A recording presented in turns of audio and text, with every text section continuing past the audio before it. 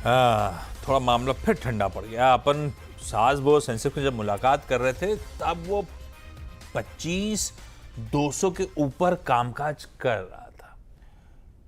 उस समय 25,207 208 पे था, है ना। और अपन की चर्चा हुई थी कि ये वो बहुत इंपॉर्टेंट कॉल राइटर्स के जोन का, वो 25,100 से 200 का जो बैंड था कॉल राइटर्स का, उसकी हायर ट्रेजेक्ट्री को चैलेंज करने आया हुआ है। पर वो 25,200 210 पे वो 25,200 के कॉल राइटर्स चैलेंज नहीं होने थे। थोड़ा सा ऊपर टिकना ज़रूरी था ताकि वो डगमगाते और फिर कवरिंग का तूल मिलता। वो हुआ नहीं है भाई साहब। वो दीवार तो मजबूत हो रही थी 2 दिनों से जब निफ्टी कंसोलिडेट कर रहा था। 25,500 की और 25,200 की। अभी 25,200 नियर टर्म रेजिस्टेंस था, वहीं पे मामला ठंडा पड़ना शुरू। प्रॉफिट टेकिंग कुछ हद तक आपको आपकी स्क्रीन पे प्ले आउट होती हुई नजर आएगी। निफ्टी बैंक जो 1/4% ऊपर गया था आ गया है लाल में वापस, 1/4% दबाव की तरफ बढ़ता हुआ है। तो मामला थोड़ा सा प्रिकेरियस लेवल से फिर ठंडा पड़ा है। मतलब मोटा मोटी कह लीजिए जिस बैंड में फंसे हुए हैं उस बैंड में ही कामकाज हो रहा है। और इंट्राडे में हायर लेवल्स पे प्रॉफिट टेकिंग, चाहे दायरा छोटा हो, जब 2 दिन से देख रहे थे, आज थोड़ा सा दायरा बढ़ने की कोशिश हो रही थी तो भी वो इंट्राडे में प्रॉफिट टेकिंग इस समय तो स्क्रीन पे विजिबल। लेकिन देखते हैं, आज कल की एक्सपायरी से पहले वाला पेनल्टीमेट सेशन है, सेकंड हाफ आज भी इंटरेस्टिंग होता है, तो अब आने दीजिए स्क्रीन पे एक्शन, उसके बाद मंत्री साहब से बातचीत करेंगे। हाँ, ये इंपॉर्टेंट है, मिड कैप्स एकदम से दबाव बढ़ा है, इंडेक्स 0.5% दबाव में आया है और मिड कैप का 0.5% दबाव स्क्रीन पे दिखाइएगा डायरेक्टर साहब। और उसके बाद एडवांस डिक्लेयर देखिए क्या एकदम से profit taking across the board है। और ऊपर से एडवांस डिक्लाइन की अब लकीरें देखिए कैसे अब मिलने की तैयारी कर रही हैं। एकदम से सारा मामला पिछले 10 मिनट में तस्वीर बदलना शुरू। मैं नजर रखता हूं, उसके बाद मार्केट्स पे उतरूंगा। पहले चला जाए व्योमेश सर के पास। हबटाउन के मैनेजिंग डायरेक्टर आपको आपकी स्क्रीन पे नजर आएंगे। सारी कॉर्पोरेट प्रेजेंटेशन जो डिटेल्स वगैरह है मैंने आपकी स्क्रीन पे रख दी है। हबटाउन है क्या? Mumbai based real estate company है। और मुंबई की जो खास तौर पे जब मैं प्रेजेंटेशन देख रहा था, जो मुंबई की प्रेस्टिजियस लोकेशंस होती हैं, बांद्रा, साउथ मुंबई, चेंबूर, इन सब में कंपनी के प्रोजेक्ट्स हुआ करते थे हैं। अच्छा व्योमेश सर, आप आए हो, रियल एस्टेट अपना उफान में है ही है, तो आपसे बेहतर कौन। मुंबई का बाजार हमेशा प्रीमियम कमांड करता था, हमेशा से ऐसे ही रहा है, महंगा बाजार। लेकिन ऑफ लेट वो गजब हो रखा है। वो 2 ultra luxury sea facing duplex apartments Worli area के रिकॉर्ड तोड़ गए सारे। उससे पहले भी, ऐसा नहीं कि अभी के वर्ली के, इससे पहले वर्ली के, तारदेव के, साउथ मुंबई के बाकी इलाकों के, मलाबार हिल के प्रोजेक्ट्स ताबड़तोड़ बिक्री हुई है। बहुत तगड़ा प्रीमियम कमांड करा है। गिवन कि लग्जरी डील्स का बाजार सॉलिड हो रहा है, आपका व्यू क्या है इस luxury side of the market में? आपने कई सारे प्रोजेक्ट इस स्पेस में एग्जीक्यूट कर रखे हैं, बांद्रा, साउथ मुंबई की लोकेशंस पे आपके प्रोजेक्ट ऑलरेडी थे। एक तो वो लग्जरी स्पेस का डिमांड कैसा है, मूड कैसा है, और लग्जरी स्पेस में इस समय आप कहां ऑपरेशनल हो? लग्जरी मार्केट आज की तारीख में बहुत ही स्ट्रांग और फंडामेंटली स्ट्रांग है। आप देखो तो इकोनॉमी के जो नंबर्स आ रहे हैं वो ये इंडिकेट कर रहे हैं कि इकोनॉमिक ग्रोथ बहुत स्ट्रांग है, इंफ्रास्ट्रक्चर में इन्वेस्टमेंट बहुत स्ट्रांग है, और उसकी वजह से luxury market of the real estate is doing very well. Like हम Uptown is in Prabhadevi, it is at Mahalakshmi, it is at Wellington Club, Worli, and it is Chembur, it is at Bandra West. So all these locations are high individual net worth or luxury market segment, and we are seeing a very, very strong sales. And the prices which were stagnant from 2011 to 2022, so basically 22 के बाद price बढ़ने चालू हो गए, और which now are converting into the price which it should be today. So इसलिए जो आज आप देख रहे हैं कि 3 लाख रुपया फुट, 2,80,000 रुपया फुट, वो एक 10 साल के गैप के बाद जो प्राइस राइज आई है तो वो आनी थी। तो मेरे हिसाब से लग्जरी सेगमेंट में this is affordable, and for the luxury people who wants to have that kind of apartments or that kind of location, and we are seeing sustained sales continuously. हाँ, ये बात है, लग्जरी वाले लोगों के लिए affordable है। अपन यहाँ बैठे बैठे डर जाते हैं उस तरह के भाव देख के, वो कहानी अलग। पर प्रीमियम कमांड होता है, वो प्रीमियम और प्रीमियम प्रीमियम होता चले जा रहा है, तो क्या करें। खैर, ये तो हो गई लग्जरी, लेकिन लग्जरी वर्सेस नॉन लग्जरी, या जिसे रेगुलर रियल एस्टेट कहते हैं, या कई लोग affordable side of the market कहते हैं। और तो हमारे देश में हुआ क्या कि व्योमेश सर, वो के शेप रिकवरी, तो के शेप में जो था क्रीमी लेयर और क्रीमियर होती चली गई, और इसीलिए वो लग्जरी रियल एस्टेट तो गजब कर रहा था। दूसरी side of the market non luxury affordable का क्या हाल है? वहां पे डिमांड मोमेंटम सस्टेन कर पा रहा है जो पोस्ट कोविड हमने पिक करा था, या मामला ठंडा पड़ा है वापस? मैं मुंबई की बात करूंगा। बिल्कुल। और मुंबई में बिकॉज वैसे अफोर्डेबल मुंबई नाम में का है, कुछ होता नहीं है, लेकिन फिर भी जो रिलेटिवली अफोर्डेबल है वो। तो रिलेटिवली अफोर्डेबल में हम दो जगह पे और तीन चार जगह पे हम भी काम कर रहे हैं। लाइक घाटकोपर में कर रहे हैं, और वर्ली में भी हमने रिलेटिवली एक और एक प्रोजेक्ट बनाया है जिसमें हम 330 फुट में 2 bedroom hall kitchen with 2 bathrooms देते हैं, विच इज जो अफोर्डेबल सेगमेंट में आता है। तो वहां पे भी सस्टेन्ड डिमांड है। सस्टेन, हाँ, इतना बोल सकता हूं कि जो लग्जरी सेगमेंट में जो प्राइस राइज मिल रही है, जो कीमतों की बढ़ाव परसेंटेज वाइज देखे तो कीमतों की बढ़ाव ज्यादा है लग्जरी सेगमेंट में, और जो अफोर्डेबल सेगमेंट में कीमतों की बढ़ाव जो हुई है वो थोड़ी कम है लग्जरी सेगमेंट के कंपैरिजन में। लेकिन कीमतों की बढ़ाव दोनों सेगमेंट में है, सेल्स दोनों सेगमेंट में सस्टेन्ड है। मुंबई में काफी डिमांड है, मुंबई और रीजन में जहां पे हम ऑपरेट करते हैं, क्योंकि हम तो खाली मुंबई में ऑपरेट करते हैं। हम तो एमएमआर रीजन में अभी लग्जरी बंगलोज की सिस्टम लाएंगे, लेकिन other than that Mumbai as a city में हम जहाँ पे ऑपरेट कर रहे हैं, वहां पे all segments, that is luxury, affordable, everything, हर एक चीज बहुत बढ़िया चल रही है। ये मुंबई में हो सकता है, मुंबई के डेवलपर्स ही कर सकते हैं, विमर्श सर जैसे लोग कर सकते हैं। वाकई हब डाउन, जिस तरह की डिमांड उस तरह की ऑफरिंग। मैं ऐसे ही देख रहा था वो प्रेजेंटेशन, विमर्श सर, सही कह रहे हो आप। हब टाउन हार्मनी एक आया, 3 BHK apartment, 3 BHK 525 square feet. ऐसे ही हब टाउन सेलेस्टे है शायद, जिसकी आप चर्चा कर रहे हो, 2 BHK, और व्योमेश सर कह रहे हैं 2 BHK 2 बाथरूम्स के साथ 330 स्क्वायर फीट में।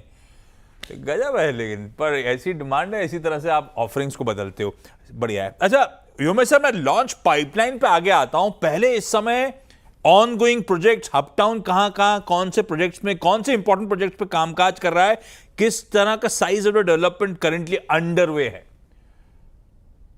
हम आज अभी आज के तारीख में, जैसे मैंने बताया, हमारे 8 से 9 प्रोजेक्ट ऑन उसमें पाइपलाइन में है और ऑनगोइंग है, और सब ऑनगोइंग चल रहे हैं, परफेक्ट चल रहे हैं। हम लॉन्च करेंगे अभी चेंबूर में, सेकंड फेज लॉन्च करेंगे, घाटकोपर में सेकंड फेज लॉन्च करेंगे। हमारा जो लग्जरी अपार्टमेंट जो 25 सीरीज है, जो इसको हम लग्जरी हबटाउन की लग्जरी सेगमेंट बोल रहे हैं, वो सब में हम we are now going ahead with launches of second phase और नेक्स्ट बिल्डिंग्स। सो सब जगह, और सेकेंडली हम अभी we are entering into the segment of villas also. So we are 25 estate करके हम लग्जरी विलाज चालू होगा, that is in Panvel area, Khalapur area. तो इनमें से नए लॉन्चेस हबटाउन की तरफ से इस आने वाले साल में कौन से एंटिसिपेट करूं? क्योंकि अगर डिमांड रोबस्ट है तो जितना आप सप्लाई लेकर आओगे उतना फाइनेंशियल्स को फायदा मिलता चलेगा।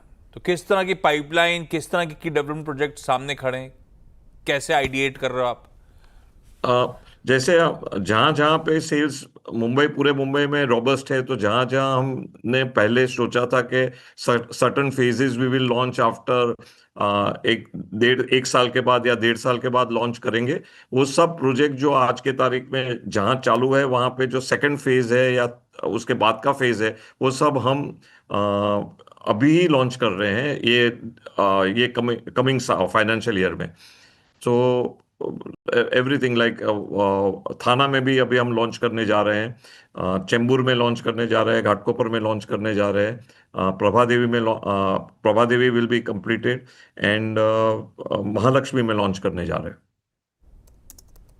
लीजिए।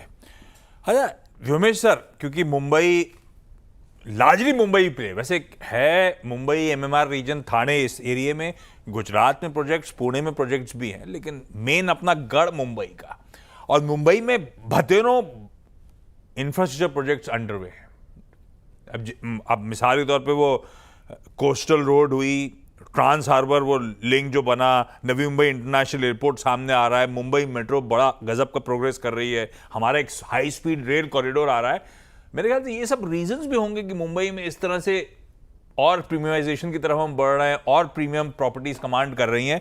आप इन इंफ्रास्ट्रक्चर डेवलपमेंट प्रोजेक्ट्स को कैसे देख रहे हो रियल एस्टेट की वैल्यू इन्हांस करने के लिए, और किस हद तक भाव में आ गया है, कितना और आना बचा है? भाव में अगर आप देखो, कीमतें मैंने जैसे बताया कि 2011 से 2021 तक भाव बढ़े ही नहीं थे, तो अभी जो बढ़ना चालू हुए हैं मेरे हिसाब से ये सस्टेन रहेगा अप टू 2027 तक। भाव increase will be, you will see increase happening up to 2027।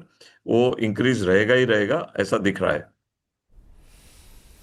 Okay, चलिए इस नोट पर Vyomesh sir, thank you so much. Mumbai का रियल एस्टेट मार्केट वैसे गजब हो रखा है, खूब ओवरहीटेड, खास तौर पे ultra luxury, ultra premium segment तो गजब किया हुआ है।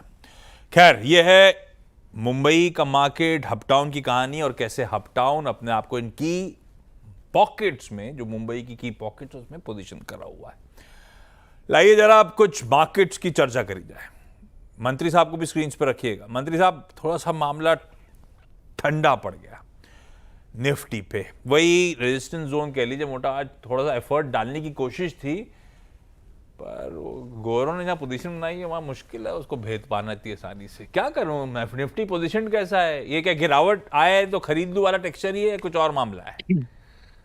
Ashish ji, good afternoon. आशीष जी, आपने सही कहा, ठंडा पड़ा है मामला, और मिड कैप स्मॉल कैप में काफी अच्छी सेलिंग देखने को मिली है लास्ट हाफ एन आवर में। निफ्टी ज्यादा गिरा नहीं है, निफ्टी तो 30-40 पॉइंट ही गिरा है, पर मिड कैप स्टॉक्स में मोमेंटम नीचे का काफी तेजी से देखने को मिला है। तो मामला डेफिनेटली थोड़ा ठंडा पड़ा है। हो सकता है सेकंड हाफ में थोड़ा रिबाउंड वापस आ जाए, पर एक फर्स्ट साइन ऑफ सेलिंग देखने को मिल रही है। वैसे आशीष जी, आज निफ्टी की जहां तक बात है, स्टिल बाय ऑन डिप्स है, कोई दिक्कत नहीं है। 25,000 में अच्छी पुट राइटिंग है, तो अभी भी मुझे लग रहा है निफ्टी में अगर नीचे के लेवल्स मिलते हैं तो बाय करके ही चलना चाहिए। 25,100, 25,120 एक अच्छा लेवल है निफ्टी को लॉन्ग करने के लिए। टारगेट काफी नजदीक है, 25,250 के आसपास के टारगेट है। तो मुझे लग रहा है कल की एक्सपायरी तक मार्केट कंसोलिडेशन में रहेगा, पर जैसा कि आपने भी सही कहा, थोड़ा मामला ठंडा मिड कैप्स में जरूर पड़ा है। ओ भाई साहब, और आज स्टॉक स्पेसिफिक एक्शन तगड़ा है, और मैं अब देख रहा हूं बहुत सारे स्टॉक्स पिटाई की तरफ बढ़ते हुए। कपलिंग की बात होती नहीं है, आईएक्स की धुलाई हो जाती है। आईएक्स आज वायदा का टॉप लूजर बन गया है। अभी परसों की बात थी जब आईएक्स बढ़िया आउट परफॉर्म कर रहा था एमसीएक्स के साथ। ये देखिए, पावर मिनिस्टर ने कपलिंग की बात करी और ये हो गई धुलाई। यूनाइटेड स्पिरिट्स, महाराष्ट्र में दारू महंगी होनी और इसका एक्सपोजर तगड़ा है, तगड़ी मार झेल रहा है, ये तो सुबह से पता था। खैर, बीएससी लिमिटेड एएसएम फ्रेमवर्क में डाल दिया गया है, इसको धुल गया है स्टॉक, प्रेशर माउंट होता चले जा रहा है, और अपने साथ बाकी कैपिटल मार्केट्स की स्टोरीज भी फिजल आउट कर रहा है। तो एमसीएक्स आएगा, सीडीएसएल स्क्रीन पर आएगा, एंजल वन आएगा, सब दबाव के साथ कामकाज करते हुए। कह रही तो दिख रहा है स्क्रीन पे, जो नहीं दिख रहा है वो यहां से किसकी चाल सुधरेगी या किसकी बिगड़ेगी वो बताएंगे आपको मंत्री जी। मंत्री जी, आपके प्रेफर्ड पिक्स कौन से हैं? आशीष जी, एक सेक्टर है, दो आज सुबह से उसी सेक्टर पे नजर है, वो है ऑयल एंड गैस। इसमें एक अच्छा ब्रेकआउट देखने को मिला है, तो दोनों ही स्टॉक उसी सेक्टर से है। तो पहला स्टॉक होगा ओएनजीसी। ओएनजीसी में बाय करने की सलाह है, क्लियर ब्रेकआउट है, और 245 के स्टॉप लॉस के साथ बाय करें। 258 तक मुझे लग रहा है ओएनजीसी जाना चाहिए। और दूसरे स्टॉक में भी बाय करने की सलाह है, आईओसी में बाय करें। 145 के आसपास बाय करने की सलाह है, 141 का स्टॉप लॉस लगाए, और 153 तक मुझे लग रहा है आईओसी भी जाना चाहिए। हो भाई साहब, ऑयल एंड गैस आज ये है स्पेस जो रडार पे है, इसी से आप जो चल रहा है उसी पे। कल आईटी चल रहा था, आईटी में पिक्स मिले थे, आज ऑयल एंड गैस चल रहा है। ये बहेती साहब के नाम से क्यों पेज लिया आपने? ये तो मंत्री साहब की पिक है यार, मंत्री साहब का नाम रखिए। मंत्री साहब के पिक्स आपकी स्क्रीन पर हैं। Arun ji, thank you so much जुड़ने के लिए। निफ्टी पे, निफ्टी गिरावट में खरीदारी और 250 के टारगेट्स के लिए, और ये दो स्टॉक्स ऑयल एंड गैस पे से जो आज के प्रिफर्ड आइडियाज। ब्रेक ले रहा हूं, ब्रेक के उस पर लौट के आऊंगा तो फ्रेश प्लेट्स के साथ आपको पिक रिपीट दिखाऊंगा।